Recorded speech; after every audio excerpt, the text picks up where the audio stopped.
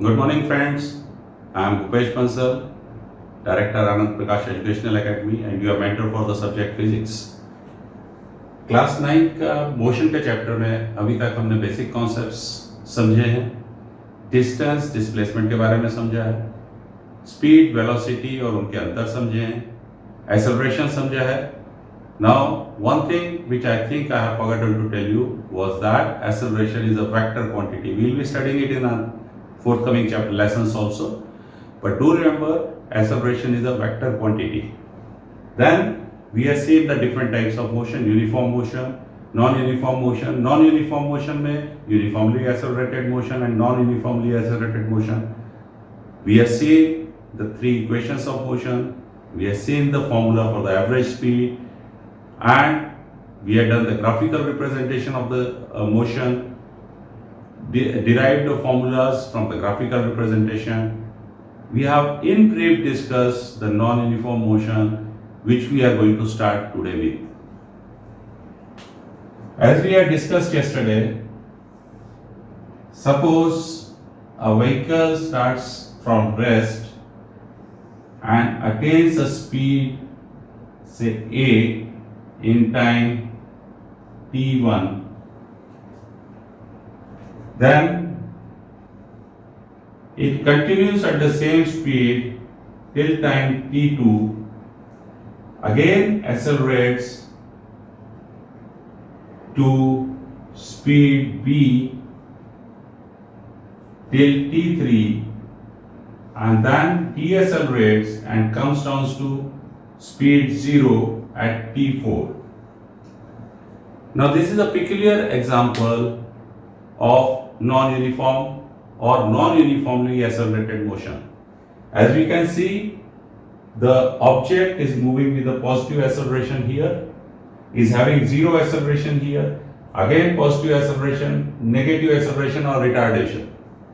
That means the acceleration is not constant in this motion. So this motion we call as a non-uniformly accelerated motion, or is a part of non-uniform motion. Now suppose we have to find out the total distance traveled by the object during the total time period t4. How we will find out? We will divide it into parts of equal uniformly accelerated motion parts. Here we see from, if I call it as O, capital A, capital B, capital C and capital D. From O to A, the object is moving with a uniformly accelerated motion. I can find out the distance traveled by the object by the same formula we had done during the graphical representation, that is half base is t1 into height is OA, or let me call it as EFG, EA or AE. So this is the distance traveled by the object during this period. During A to B, the distance traveled is, it's a rectangle, so we know the area of a rectangle is length into breadth, so T2 minus T1 into AE. In the third section, now we have a parallelogram. We know how to calculate the area of a parallelogram, that is half. I'll just keep on putting the positive plus signs here because we have to ultimately add all these things. How to calculate the area of a parallelogram?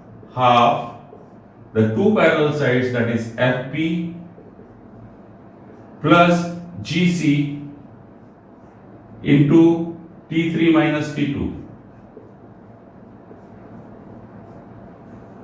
And finally, we have the area of this triangle, which is again half base into height. Base is half GD or T4 minus T3 into height is GC.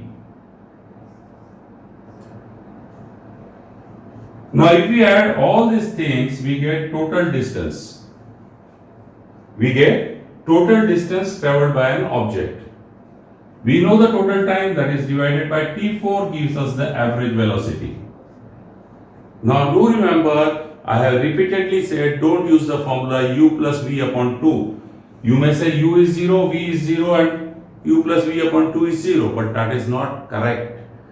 Mind it, we have to calculate the distances traveled in all small bits of uniformly accelerated motions, add them together, then divide by the total time to get the average speed.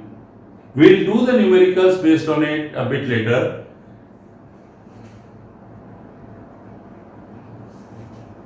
But as a homework, I'll give you a question which you need to solve at home so that I understand that you have understood this subject well.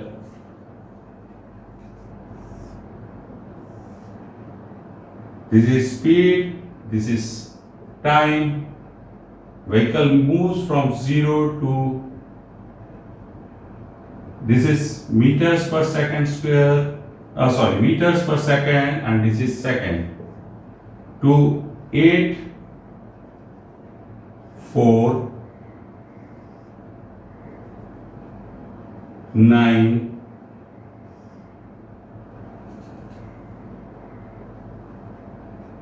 12, 6, 14, 18. So this is a homework for you. You have to find out the total distance, that is S total, traveled by the body, and also the average speed of the body. Now since I have given you in meters per second, you have to find the answer in meters per second. We will be solving this question, the same question, in the next tutorial after I see whether you are able to do it at home or not.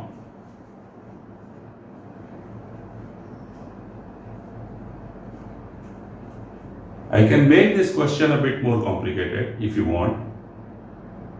Had the body been traveling at a uniform velocity, a uniformly accelerated motion, and has traveled for the same time, what should have been the acceleration of the body so that it covers same distance? So this is going to be part B of the question for you. If the object was traveling at uniformly accelerated speed, what should be the acceleration so that it covers the same distance in same time?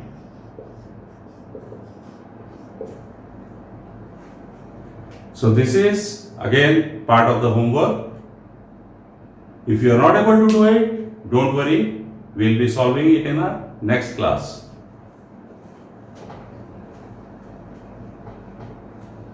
Now moving further towards the fag end of the chapter, we are coming down to the circular motion. We all know what is a circle. There is a center of the circle and a circumference of the circle, or the points which are equidistant from the given point in the plane. That is called a circle. Now if an object is here at point A, I will draw the line also so that I am sure that this is the radius from point A, and if it travels in the circular path, at constant speed, that means it is moving with the same speed, then it is called uniform circular motion.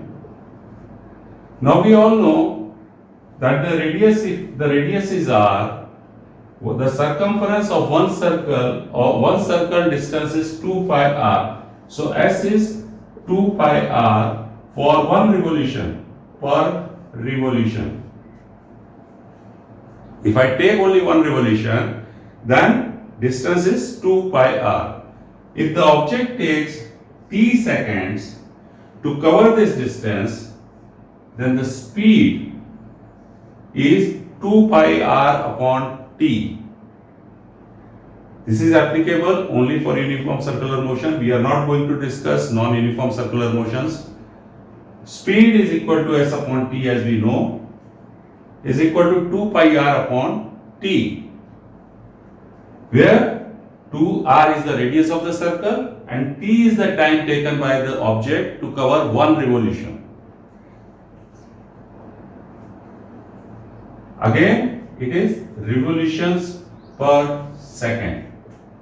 We are not writing meters per second, because we can write meters per second also, but we are using the word revolutions per second, or one revolution per second is meters per second. Let us use meters per second. Or revolutions per second is one revolution per second, 10 revolutions per second. That way also we can write it. But in this way, we are used 2 pi r. So we are saying 2 pi r by t meters per second, or 1 upon t revolutions per second. Suppose it takes 0.1 second to cover one revolution, so it is 10 revolutions per second. Converting it into the linear speed, again we know the distance. Suppose I had to travel, like in our cars or motorcycles or cycles, we have a circular wheel. If we are paddling at a uniform speed, if the wheels are rotating at a uniform speed, how many revolutions will it take for me to cover a particular distance? Given the radius of the wheel, that also will take up the numericals when we come down to the numerical part. Now, just go back to the time when we had discussed speed and velocity. We said velocity can be changed either by changing speed or by changing direction. In this case, we are not changing the speed, but we are changing the direction continuously. Here the direction was like this, here the direction is like this, here the direction is like this, and so on. So the velocity keeps changing continuously. Although the speed is uniform,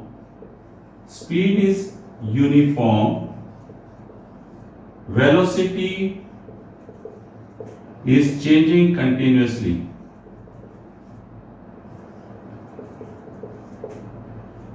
So we also call it as accelerated circular motion or accelerated motion.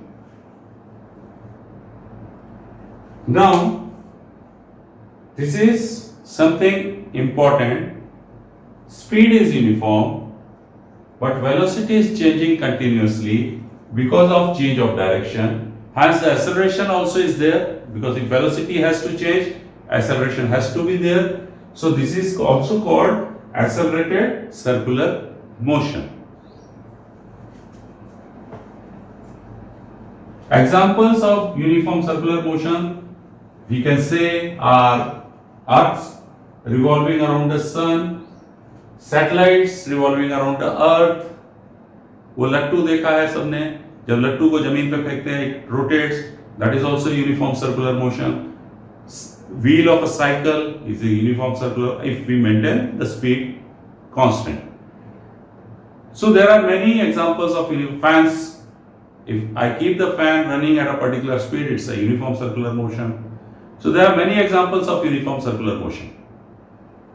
In the next class, What we will do, we'll start with the numericals I given as a homework today, and then do a few more numericals before closing this chapter.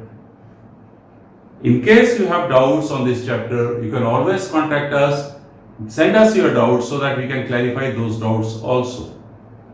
Till then, take care. We all know it's a tough time because of COVID-19. You have to take care. Use that time for study and play indoors along with your parents, along with your brothers and sisters, and keep safe. But do not forget to like the videos and encourage us by subscribing to the videos. Thank you very much.